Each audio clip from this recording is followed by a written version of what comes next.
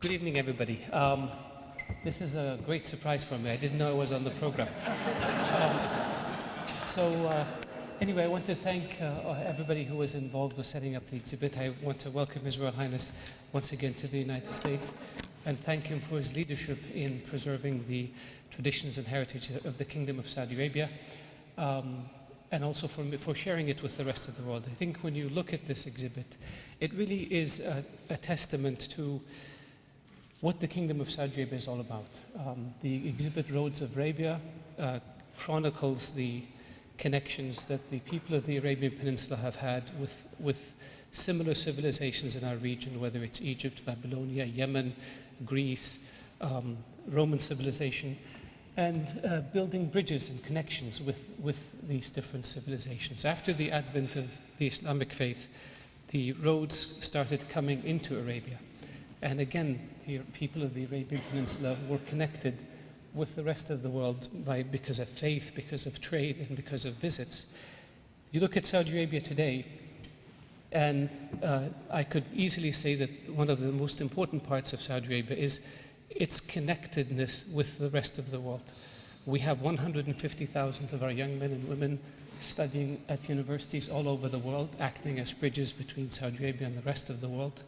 Our monarch, the custodian of the two holy mosques, launched an interfaith initiative that seeks to build bridges and dialogue between different religions and civilizations, which again is part of this being connected with the world. Our merchants and businesses in Saudi Arabia operate all around the world. We have a very large percentage of foreigners who live in the Kingdom of Saudi Arabia, who also in turn act as bridges between the Kingdom of Saudi Arabia and the rest of the world. So the notions, I think, that some have, that the Arabian Peninsula and the Kingdom of Saudi Arabia have been isolated from the rest of the world, or have been not connected with the rest of the world, are simply not correct when we look at a history that goes back more than 7,000 years. And so I want you to enjoy the exhibit. I want you to visit it. I want you to see it more than once, because I can promise you, every time you go through the exhibit, you will see things in there that give more meaning to the Arabian Peninsula, that enrich your experience of it. It's certainly been the case for me. I've seen this exhibit several times in Washington, and every time I see it again, I'm just amazed by the connections between one culture and another. And if you look at this exhibit, you will see the influence of ancient Egypt and Babylonia and Yemen and Rome and Greece. And it just means building bridges. We trade, we connect, we learn from each other.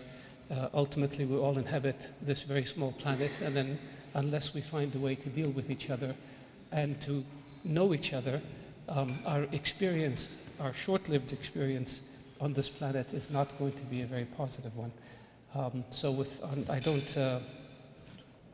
Since you didn't invite me to speak, I want to stop here, and I would like to introduce the governor, and I hope that he will be able to share with us a few words. Thank you very much.